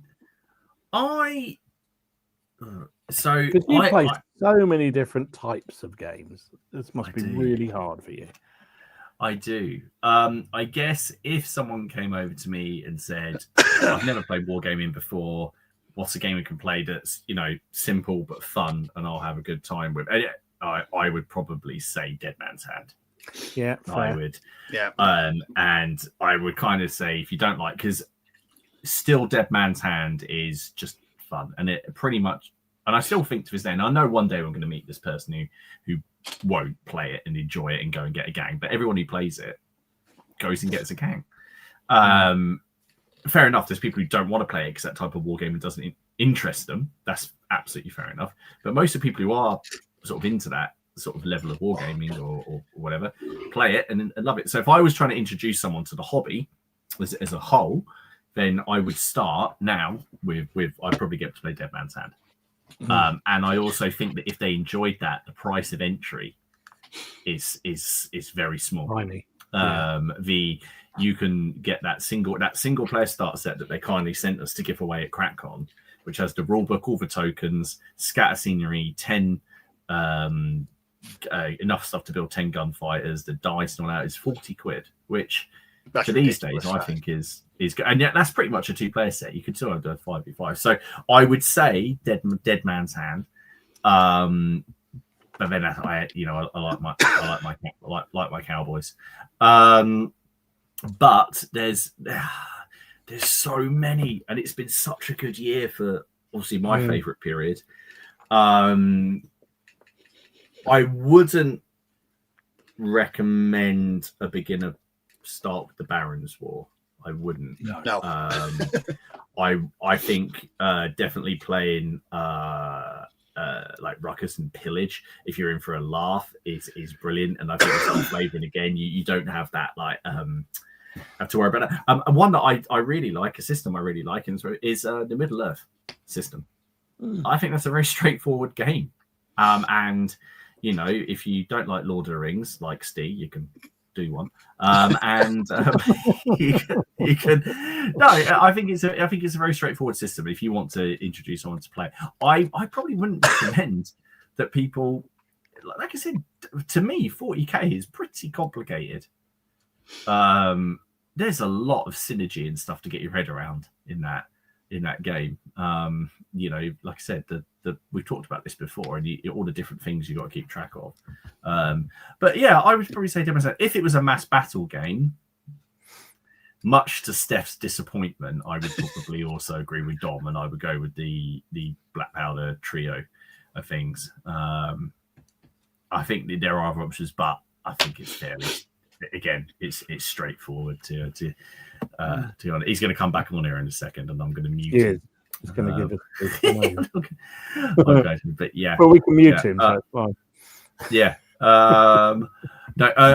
Old crazy Catman. Right. Let's go. Said Wings of Glory is fun and easy. No measuring distance. It is also quite hard to get hold of. Yeah. Nowadays it is. Yeah. Yeah. That's a good shout. It's a good game. Very simplistic, but a very authentic, if you like, kind of game. I think it works very nicely. Very clever. Someone's. Yeah, I think Alex. Did Alex sell a load recently as well? He was. Selling some. Yeah. No. So let's just have a little look at what people say. I've been trying to catch as many as I can. Dignity said Dead Man's Hand. Easy play and quick. Jamie said any mass battle war game that doesn't require advanced trick in working out charge arts is good as an intro game. I tell you what, I've been watching those episodes of Battleground. Someone needs to bring back those firing sticks. The big I don't know. They just like. I still hanker after those. That was great. When you, I remember the rule system where you had to lay the stick over and you had different colour schemes on it, and you roll for wind. And oh, great. I've still got the sticks around here somewhere. Brilliant. One day I won't write a rule set with that in. It was equally as good as the system where you had to estimate the range to fire to where the ball landed and bounced. That was kind of fun as well. Oh. I like doing it. I like doing that still. I think games where you've got to do that are a laugh. And is it the rocket launcher in Black Powder? Sorry, I don't want to traumatize you by mentioning rocket launchers, but that has that, doesn't it? You have to estimate the range. Yeah. No, that's it. Right. Let's have a look at it. One that Paul's pointed out and someone else's as well, Lionheart, the Blue Book series from Osprey. The Blue Books. Another one for people to try. Tony said Dead Man's Hand as well. Mike said Perry's Travel Battle, whole game in a box, simple to paint. And you don't, but you don't have to do simple rules. Fun. Every game is different. That's a good shout. Travel Battle made a big resurgence recently, didn't it? Because some guy did a video, didn't they? And then they ended up selling out. Yeah. No, that's a good. I've never played it. Have you ever played that? I've never had it. I've never played it. No, someone won it at CrackCon, didn't it? When Nick donated it. That's right. Won it. No. Tony says Middle-earth strategy battle game without magic can work for sword and board historical skirmish, which is why pillage works so well. Yeah. Good shout. Well, you said pillage is very similar in mechanism, didn't you? Yeah, it basically is. Yeah, there's a couple of things that are different, but the way that the initiative works and that the turn order works is pretty much the same. But I would say there's only so many ways that you can, cut a cake, isn't there? Yeah, true. There's nothing original in anything, really. See, I wasn't going to admit I didn't want to go back down this route, but I To the Strongest is a good big battle game. Play it once, and you've pretty much got it under wraps. It is a very straightforward system. It is, and you haven't got to worry about people, I suppose, teaching with people measuring, because it's on the grid to start with. No, it's good. Well, what I'll do, I want to go through some of what people wrote on the Facebook group, and we will also have a look at some more of the comments. So Kurt said, buy the rules first, then, if happy, decide if you want to buy models pre-painted, or if you want to, then dive into painting or buying models. That's a good point. There's such a big second-hand market these days that picking up an army or whatever can be, fairly straightforward. Nick said his best advice for a newbie from me would be to take your time before you purchase anything and attend a show. See what interests you and look for a local club. Go to a show. Do you think that could also scare someone off, though? See some of the gamers out there, yeah, maybe. Yeah. I think also it could take. I mean, most shows, if you're going to go as a beginner to a show, I would go to one of the smaller, more regional shows, because you go to one of the big shows, you will be just, where do you start? If you walked into Warfare or Salute or Partisan or something like that, there's just so much stuff. It must be quite daunting. I know the games are very pretty to look at and all that, which has its strengths, but wow. I don't know. That's a good one. Mark said he thinks the Song of Rules would be a great starting point for newbies. Also, join a club to meet fellow nerds. This seems to be a bit of a recurring theme. Ashley said he's used Black Powder rules to introduce new players successfully on several occasions, adding in interesting narratives and giving each player a real character with competing challenges with other players, e.g. gambling debt, problem younger brother, glory seeker bonuses, to help them get hooked into the rules. Steve said, I always suggest that you don't get carried away when you start out. No point spending loads of dosh and models and rules only to find out you don't like the game and you hate painting with it. As I said before, he loves Kings of War, but I wouldn't suggest that new players jump straight into the full game. Kings of War Champions would be what I would suggest. It's a self-contained small army in a box, about 30 models, using Mantic models, which are solid models, but not ridiculously complicated to put together. Not like that thing over there. Using Mantic models and a special set of easy play rules. That's a good shout. Yeah, very good. Yeah, there are some systems, aren't there, that have a sort of more basic version of the rules that allow you to sort of just ease your way in, which I think is something to look out for sure.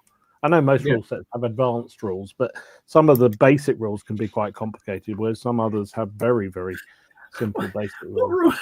What rule set was it where you reviewed it and the advanced rules were like charging?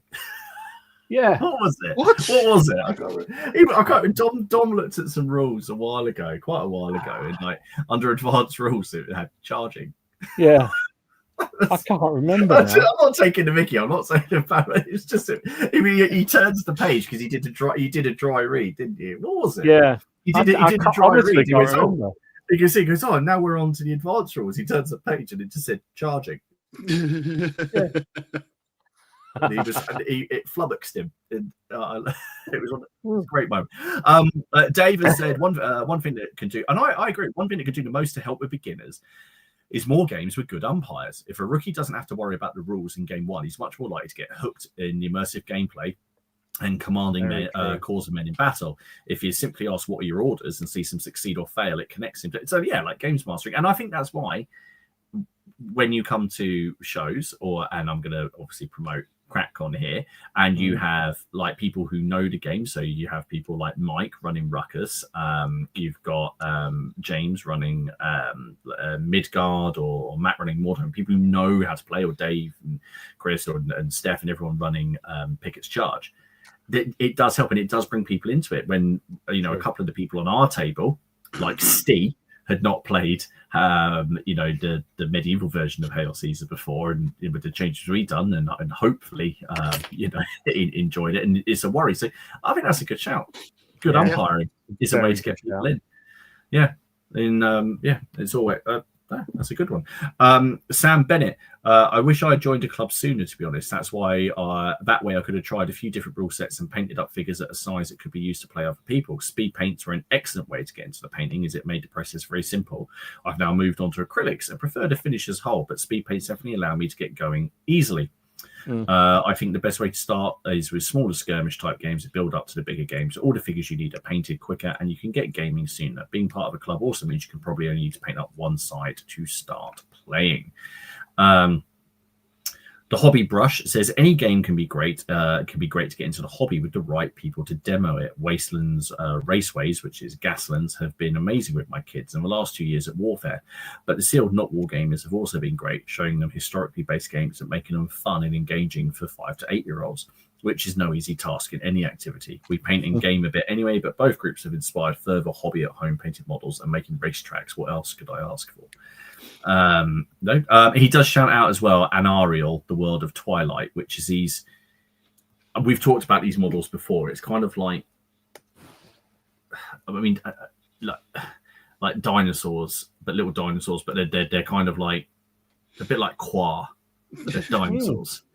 Okay, so that's a good one. So it reminds me of the Skeksis from the Dark Crystal. Reminds me a bit of that. Matt, good job. Ken isn't in the comments. I wish I knew about wet palettes and getting yourself a decent one. It can change your painting. I think Dead Man's Hand is quite friendly. Everything you need in the box, and it's a small board too. Other than that, Middle Earth is one of those games where things happen, and you can put together something even by accident. Very intuitive gameplay. No, totally agree. Mike Wayne, I genuinely believe the Rampant and associated games, Rebels and Patriots, so the Blue Books are a great starting point. Wish I'd known about them a long time ago. Absolutely. Lynn, one thing I wish I'd have known when I first started is that there's more out there than 40k, way more, and any historical wargaming is as cool as DJ Chadwick said he seconded this. He started with 40k as he didn't know literally anything else existed. Discovered historicals 2 years later, and he's never looked back. So the overriding things here are find out if you've got a club near you, and join that to get a taste. Play Dead Man's Hand. It just seems to be up there. I really like the art. If you can get someone to umpire a game for you for a big game, for a mass battle game, get someone to umpire. And that way, if someone is umpiring it for you and you're playing one of the more granular systems, then absolutely they could be suitable for beginners. I think that transcends everything, doesn't it? If you've got people who are willing to spend the time, help you out, umpire a game, walk you through the rules, lend you figures, are enthusiastic about the whole thing, you're more likely to come back. So I think that always builds a good scenario, a good game. That sort of thing is just it's huge. No, sorry, the hobby brush put his attic, but it's where it disappeared. So that Inara World of Twilight game, he said, is affectionately known as Battle Fraggles. It's essentially apocalyptic Fraggle Rock. Yeah. There's some. I like it. There's some good ideas there. Definitely. Really, really good ideas that we're totally not going to steal. Just going back through some of the comments, Dwarven Mustache said he was tempted by Lily Banners, but I'd have to get yet another army. No, you just need 4 units, and you can do them at any size or at any scale. So if you want to try it out, you could get some little 10 mils or 6 mils or whatever and try out the system. Paul said that I should think of the points I earned with Haley. It's always are you talking about when I let her assemble the IKEA furniture? Yes, probably. What have we got here?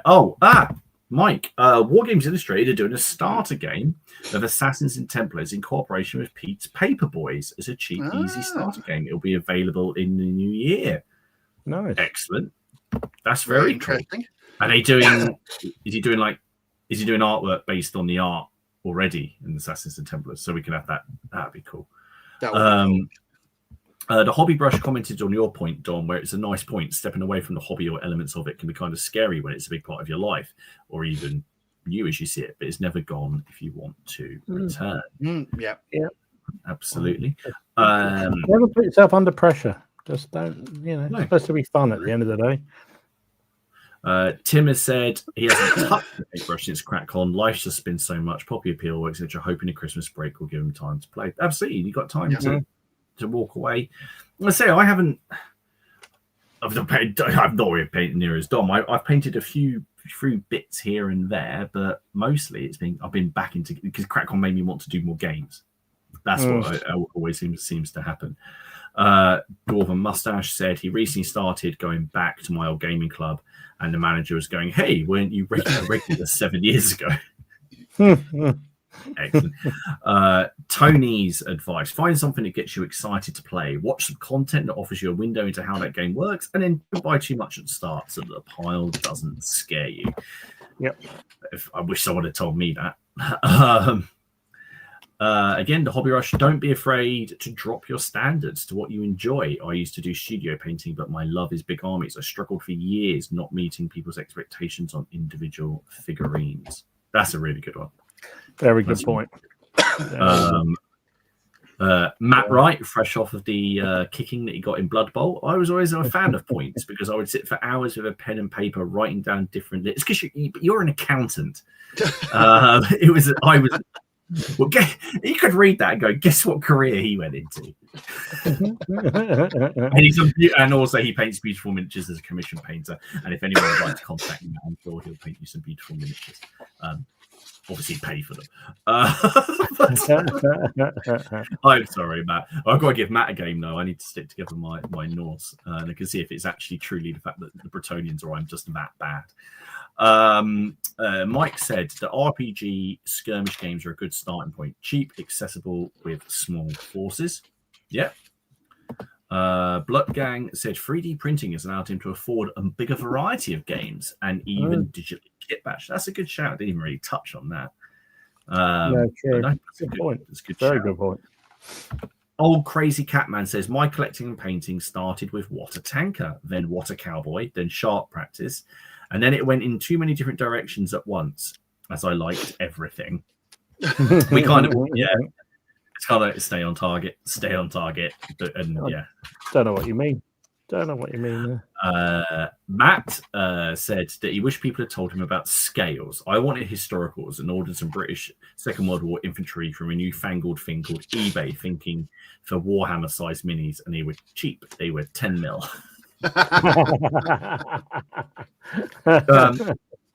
I'm guessing this is into response of things, concepts or rules or stuff that you struggle with. Paul, morale. Not so much as a whole, but some of the things in the chart. +1 has a celebratory slap-up binge at Mrs. Miggins' pie shop. -1 failed to read War and Peace. So odd things seem to affect morale. They do.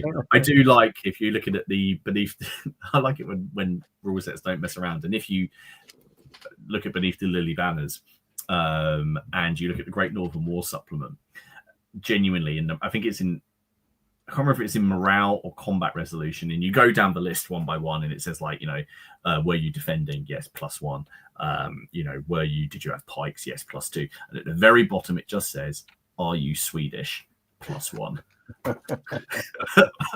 It's just, which I was just great. Goodbye. I like it. Major Clanger wants to know, how about a new battle report, Napoleonics? There is a Napoleonic battle report that's going to be coming. Will there be a Christmas special, Martin v. Haley? I've spoken to her about it yesterday. She was looking at the calendar and then managed to disappear before she could give me an answer. Counter 7 said, I wish I had a better understanding of command scale starting out. The number of games I own where you can where you're in charge of 15 figures is far too high. Very absolutely. Dwarven Mustache, some people might respond to this already, said he has pike and shot and never mind the matchlocks. Can anyone recommend a good ECW game is for King and Parliament any good? For King and Parliament, right, okay, so for King and Parliament is essentially the ECW pike and shot version of To the Strongest. Okay, so it will give you, I think it gives good linear warfare, the good examples. I think the people who play it love it. I think it's one of those ones, and we've been through the whole sort of thing about the grid and all of that kind of stuff. So if you're open to using cards, although you could just use, like a D10, and if you're open to playing on the grid, then I think it could give you a lot of fun. There is another game called The Country Is Ours by Bicorn Miniatures. That looks, I've got that. That's one that's always looked quite good as well. Joseph has said, I found Blood and Plunder is an easy game to play and teach others. Yeah, you found Blood and Plunder easy in your first game, didn't you, Dom? I did as well, yeah. Yeah, if the umpire hadn't, you see that all that talk about umpires being supportive and helping. Yeah, James wasn't that. That's all I'm saying. Was not that. I think he was. Yeah, far from that. Did you say he got a broken finger? I might have to break the other one next time. The viciousness. That was excellent. I've really enjoyed that. That's been a cracking little chat. Nice. I enjoyed that. I like it how we're doing like a couple of, we've had a nice week, because in a few weeks we're going to be swearing and drinking, and it's all going to go wrong. Right, I'm just going to upload. If there is anybody in the chat or been watching this stream on the replay or whatever who is a beginner and found any of that remote rambling for the last maybe 2 hours, let us know. That would be nice to know. Yeah, it would be actually. Has the PCP helped you? We're here to help. We're here to help. Or you can just look at us and go, do you know what? I'm just not going to listen to them at all. Even if you come to us and say, I listened to you guys, decided to do the polar opposite, and I'm having a great time. Decided Wargaming was not for me after hearing what you did. I decided to do something. I decided to get into, I don't know, tiddlywinks, and now I have a YouTube channel where I amass millions.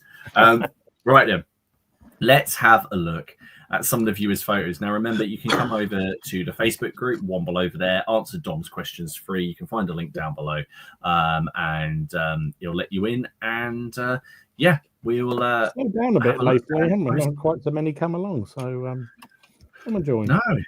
No, that's no. Maybe it's secretly because Dom got sick of us or letting everyone in. So I just put a blanket stop on everybody. That's all. So I've seen a few. There's been some good stuff in there. Big Small World. His son was painting up some stuff, which I thought was really cool. So these are some Venetian halberdiers, which I thought were very cool. I like the yellow. I still have this fear. I was trying to decide what colour to paint up my Bretonian Blood Bowl team, and decided yellow might be the way forward. And I'm currently I'm now shrugging away from it. Those are awesome, excellent stuff, lovely. Now, Art was playing with with Lead and Cold Steel, the ACW game. Oh, yeah. And he's put some beautiful. Go and check this out. These beautiful pictures in game. And he's got middle of the battle here. Look at that. Look at the ace. Didn't Art write that game? He did. Yes. Art did yes, he write did. that. Yes, he did. So, but look at that. I love those fields. How are they made? That's teddy bear. It is. Yeah. Love That's those teddy bear fur. Brilliant. Lovely stuff. That's really nice. Next up, Alex. Alex has painted this. Now, I think this is a print. And I didn't just put this up because of the leg before anyone says anything. But I really just thought it was a very cool miniature. But the skin tones are awesome. And the red. If you go on the group, you'll see all the photos. But the highlights he's done. It's very, very cool. That'd be really good for pillage or something like that. Because I'm like commanding and warband. Excellent. Ashley has painted some of the piano miniatures French and a couple of battalions. Oh, nice. Nice. Really nice. There you go, Steve. Look at the drummer front and center. Yeah, he won't be there for very long, though, will he? No idea. And then Holden, I love this photo. He's been getting his stuff ready for a shield wall. Look at that. Oh, lovely stuff. He's playing. Oh, very good. He's going for, as he was saying, for some mass battle games with his Saxons, which is, to be fair, something you don't see a great deal of unless you're Benjamin. But yeah, that's very, very nice. Very, very cool. Looking for it. If you play some games with those, do post those up. Yeah, very nice. Christian has been working on some Gondor forces for the Lord of the Rings, which are always nice. See, it's still classic miniatures. I love those. Really good figures, aren't they? They really are. Jeffrey has been 10,000 BC. Don't look behind you. They are lovely. Really nice stuff. Mark, I forgot what these are now. But they look real lovely. Austrians. They're Austrians. Yeah. They're very nice. I think Hungarians, actually. Lovely. But that. Splitting hairs now. There we go. Lovely. Some guy called Paul. He's been. Look at these guys. Look at this. He's been working on these units, getting things ready for CrackCon. Lovely stuff. Very, very, very nice. Want to see more of these and excellent bases. I'd like to add as well. Otto has been working on some. I believe this is Russian Civil War stuff, isn't it? Yes. They're Cossacks, aren't they? They're lovely. Very nice. That's something you were interested in, Dom? Was it? Yeah, very much so. I did. I've got 20 mil Russian Civil War figures, and I did write a rule set for myself and friends to play it, but I can't find the rules anymore. So, but yeah, really good. Nice, very, very interesting period. For many reasons. That's cool. The game, I mean, not necessarily for political situation. Now, Otto, let us know unless it's in the post, what rules you're using. Now, if Mike, if you're still in the chat, I thought you might like these, and you have to go and find these over in the group. So Roy has painted up his warband for his Assassin's Templar Ruckus. Now, these are prints, but the cut. Look at these. How cool! My word! Oh my word! How cool! They're lovely. I was scrolling through the group, I tend to go through there, once or twice a day, just see what people have been up to. And these just caught my, at a point where you scroll past something, then you scroll back to go, hang on a second, did I? Yeah. Lovely stuff. They will look. Please do take some photos when you get them in the game on the table, because they are lovely. Awesome work. Lovely stuff. Really, really cool. Next up, I've just clicked on the wrong thing. So Robin painted these. What? Cool. I believe they're doing. These are 40k, but I believe they're doing some bits and bobs for like Necromunda. I was going to say it looked like an Inquisitor and stuff. Yeah, I'd say like Inquisimunda, because there's a lot. Yeah, because you've got the Arco-Flagellant there. You got the Veteran Guardsman, the Inquisitor, and the law person on the left. They're really cool. I like them. Great stuff. Yeah, really like the guy in the middle. The detail he does is good. He's a rather good painter, which is why when he does those last minute bits of terrain. I need to decide on something he needs for this week's game last minute, so he can paint it up. Otherwise, it wouldn't be a proper game against Robin. Next up, Steve has finished a few. Oh Yeah, for goodness sake. Oh Yeah. my God. Yeah. At the same time, Sholto has been working on various things, and he put up a couple of photos. But I thought I liked his Greeks. I like them. I always Yeah, like lovely. the Greeks. They're Greek really, army. really The funny nice. about Greek army, isn't it? They always, I think it's all the different shield designs. They always look so cool. Yeah, no, it's really cool. Tony has done some Elder. Really like that blue. God. Really like that. Nice. They're very cool. Stunning. Nice as snazzy. And then to finish it off, Steve, this is his undead army he took to his Kings of War tournament, which I thought was very, very cool. Again, Is that a snowman at the back? yes, looks like it is. Yeah. Something's gone wrong with Frosty. Something's gone wrong with Frosty. He's It been definitely sounds like no. you guys watch. Blimey. There is gone a horror film of a snowman.